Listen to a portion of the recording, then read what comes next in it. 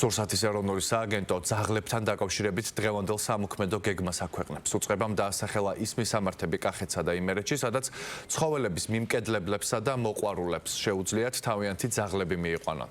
ადგილზე ცხოველებს ცოფის საწინააღმდეგო ვაქცინაცია ჩაუტარდებათ. სააგენტოს ინფორმაციით, ის ცხოველები, რომლებსაც არ აქვთ ჩატარებული კასტრაცია, სტერილიზაცია პასუხისმგებელ პირთან შეთანხმებით, შესაბამისი აქტის საფუძველზე გადაყვანილი იქნებიან თავშესაფარში.